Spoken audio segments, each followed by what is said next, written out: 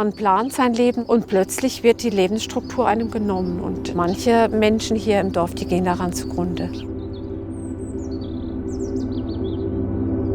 Wir lieben diesen Ort. Wir lieben unsere Heimat. Dafür kämpfen wir und es lohnt sich zu kämpfen.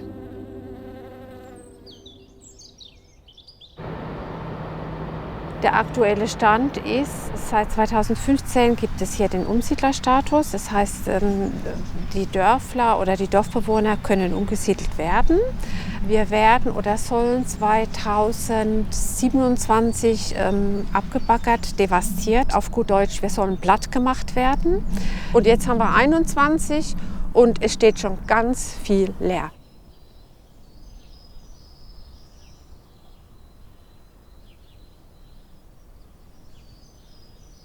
Hier leben Leute, die 3 Generationen unter einem Dach haben, ne? Wo die Oma sagt, ich gehe nur mit den Füßen nach vorne hier raus, ich ziehe nicht um. Ne?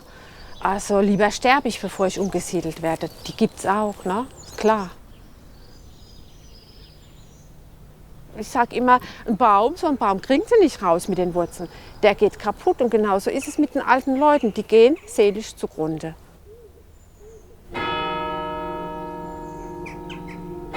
Die Kirche in Keilenberg, die ist für viele Leute eine Stütze, ein Anhaltspunkt. Und als hier Häuser verkauft wurden, war eine der ersten, die hier verkauft hat.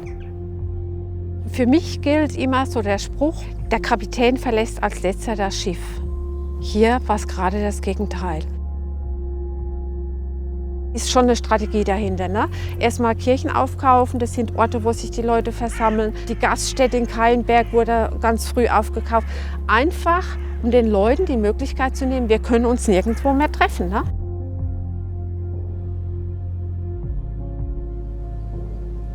Und ich verstehe auch die Leute, also, ne, dass sie irgendwann nicht mehr können. Wir kommen auch oft ins Schleudern. Tun wir uns das noch an, wir haben nur ein Leben. Ne? Und eigentlich wollte ich mit 63 nicht mit irgendwelchen Lobbyisten kämpfen, um was selbstverständlich ist. Ne? Ich wollte mein Leben mehr genießen.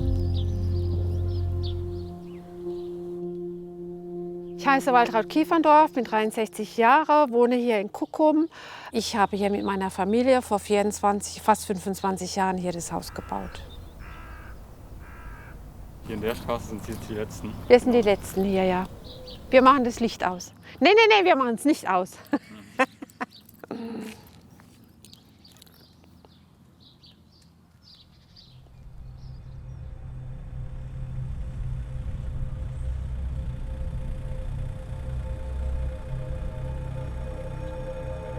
Ich weiß nicht, ob Sie jetzt schon das Loch gesehen haben. Gucken Sie mal rein. Das ist 40 Quadratkilometer groß, geht 200 bis 300 Meter in die Tiefe. Das ist unvorstellbar.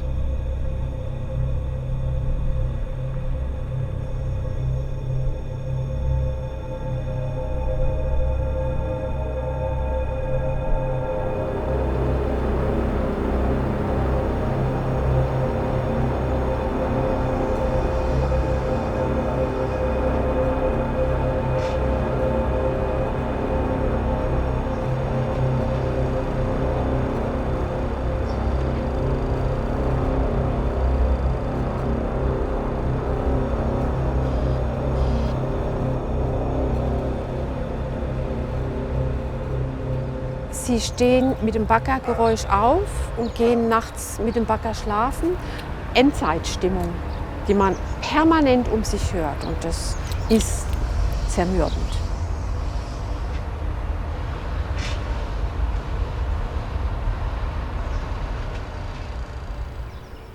Früher war es ja so, da war es wichtig fürs Allgemeinwohl, dass man Kohle abbaggert, dass man die Energie gewinnt, weil man es sich besser wusste und kannte. Aber die Zeiten haben sich geändert. Wir haben eine Klimakrise, wir haben Klimawandel und im Allgemeinwohl dient, dass wir den Klimawandel ernst nehmen. Früher habe ich immer gedacht, kümmert sich schon jemand drum, ne? Und gibt ja genug Leute, die sich darum kümmern. Und es ist nicht so, man muss es selbst in die Hand nehmen. Und Dörfer zu verteidigen, ist Handarbeit.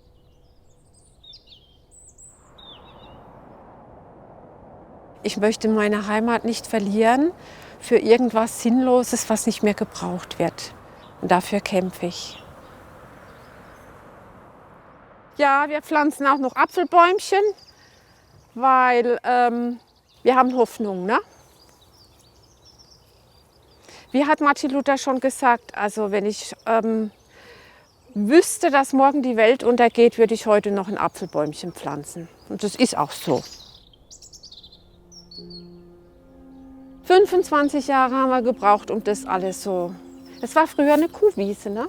Jeden Baum, ich kann zu jedem Baum eine Geschichte erzählen, wo das her ist.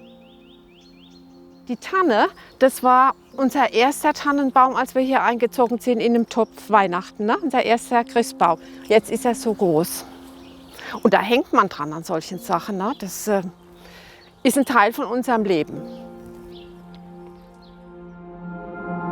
Früher war Heimat uns das Wichtigste oder unser Haus und Grundstück, was ja Heimat ist. Aber inzwischen bin ich wirklich so weit, oder wir eigentlich, dass wir sagen, Heimat ist sehr wichtig, aber genauso wichtig oder noch wichtiger ist uns das Klima. Was nützt ihnen die Heimat, wenn es noch ein paar Grad wärmer wird und sie nicht mehr leben können? Der Klimawandel ist da, der ist reell und ja, da müssen wir kämpfen. Und deswegen muss die Kohle in der Erde, in unserer Erde bleiben. Es kann nicht sein, im 21. Jahrhundert, mitten in Deutschland, dass man enteignet wird für fossile Energie, die niemand mehr braucht. Eine Enteignung ist für mich eine Vertreibung. Eine Vertreibung ist menschenverachtend, asozial und eigentlich ein Verbrechen. Ein Verbrechen an uns Menschen, am Klima und an unserem Planeten. Dafür muss man kämpfen, es geht gar nicht anders.